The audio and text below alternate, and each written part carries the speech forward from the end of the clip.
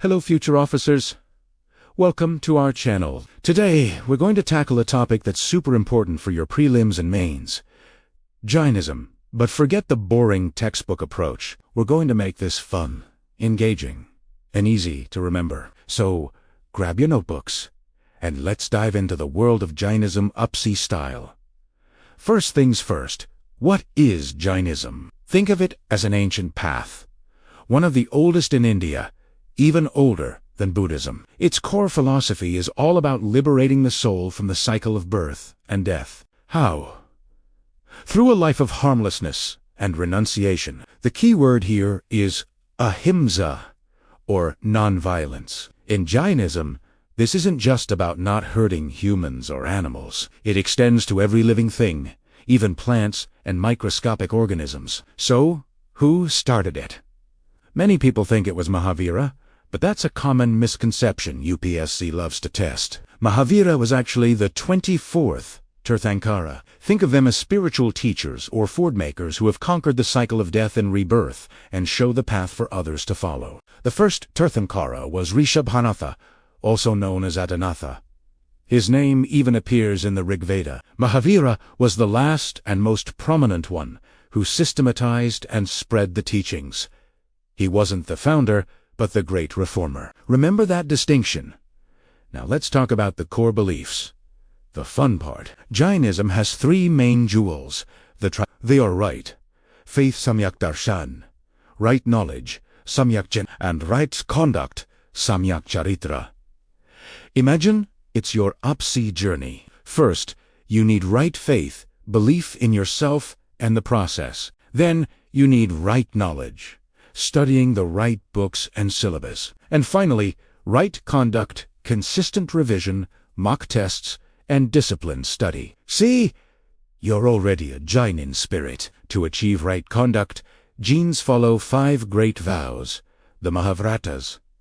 These are for the monks and nuns. First, Ahimsa, non-violence, which we already talked about. Second, Satya, truthfulness, not just speaking the truth, but speaking what is pleasant and necessary. Third, Asteya. This means not taking anything that isn't willingly given. Fourth, Aparigraha, non-possession, or none. This is about limiting one's possessions and desires. Imagine giving up your social media for a month before prelims. That's your And the fifth one, Brahmacharya, celibacy, or chastity. This was added by The first 4 were taught by his predecessor, Parshvanatha. The 23rd For lay followers, people like you and me who can't renounce the world completely, there are less strict vows called It's a more practical path. Now for a slightly tricky but very important concept, the nature of reality. Jains believe that the universe is made of 2 types of substances, which means conscious or living souls, and Ajiva, which means non-living substances. Jiva is in everything: humans, animals, plants, even air and water. The goal is to free the Jiva from the Ajiva that it's entangled with. This entanglement is caused by karma. In Jainism, karma is not just a concept. It's a physical substance. Think of it like fine particles of dust that stick to the soul because of our actions, thoughts, and words. Good actions attract good karma, and bad actions attract bad karma. This karmic dust weighs the soul down and keeps it trapped in the cycle of reincarnation. The entire Jain path is about stopping the inflow of new karma, which is called samvara, and shedding the existing karma, which is called nira. Once all karma is gone, the soul achieves moksha and becomes pure, omniscient, and blissful forever. It floats to the top of the universe and stays there in a state of eternal liberation. Another fascinating concept is Sayadvada, or the theory of maybe, is the principle of Anikantavada, which means many-sidedness. Jains believe that reality is complex and has multiple aspects. No single statement can capture the complete truth. It's like the story of the blind men and the elephant. One touches the leg and says, it's a pillar. Another touches the tail and says, it's a rope. They are all partially right, but none of them have the whole picture.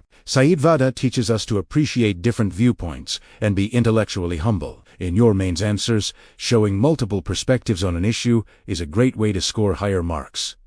That's Anikantavada in action. Let's quickly cover the two major sects of Jainism. Around 300 BC, a great famine hit Magadha, which was the center of Jainism. A group of monks led by Bhadrabahu went south to Karnataka to survive. The monks who stayed back in Magadha were led by When the monks from the south returned, they found that those who stayed had started wearing white clothes and had relaxed some rules.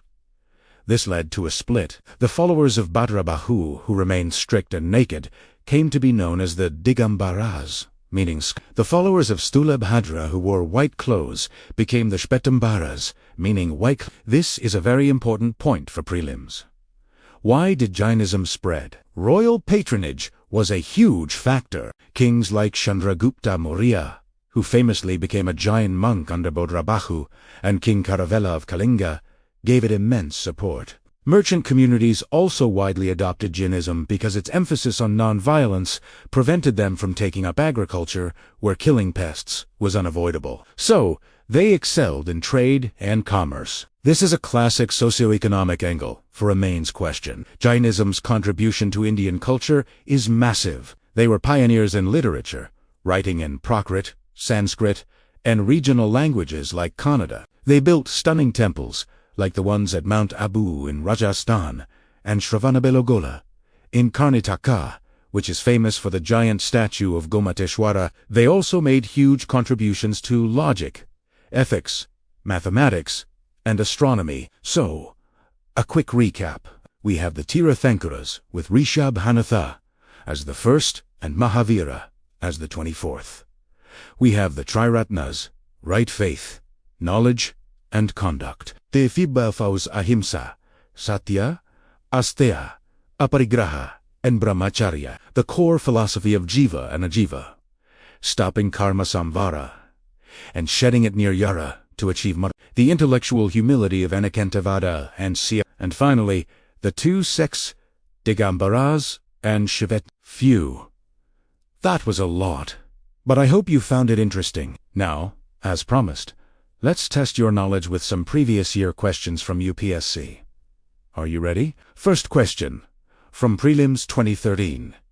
The Jain philosophy holds that the world is created and maintained by, and your options are A.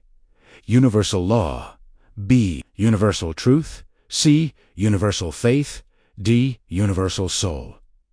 Think about what we discussed. Jainism does not believe in a creator God. The universe is eternal and functions according to its own cosmic laws. So, the correct answer is A. Universal law. Next one, from Prelims 2012. With reference to the history of ancient India, which of the following were common to both Buddhism and Jainism? 1. Avoidance of extremities of penance and enjoyment. 2. Indifference to the authority of the Vedas. 3. Denial of efficacy of rituals. Which of these are correct? Let's analyze. Point 1.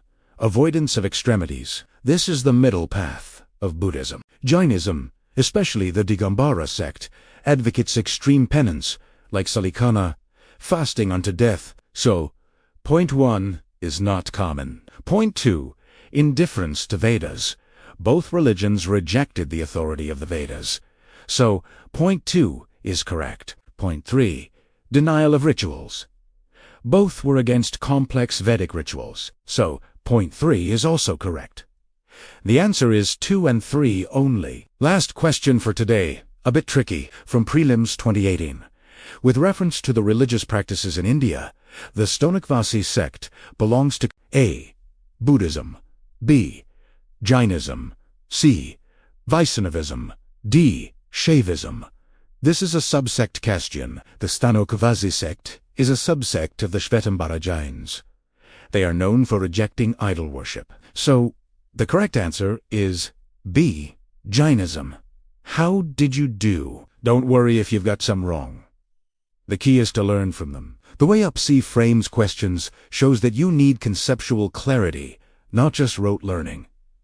That's all for today's session on Jainism. I hope we made it a little more fun and a lot easier to understand. Remember to connect these concepts to your own preparation journey. It really helps. If you found this video helpful, please hit that like button, share it with your fellow aspirants, and subscribe to our channel for more awesome content. Let us know in the comments what topic you want us to cover next. Keep studying, stay motivated, and we'll see you in the next video. Tang Yo.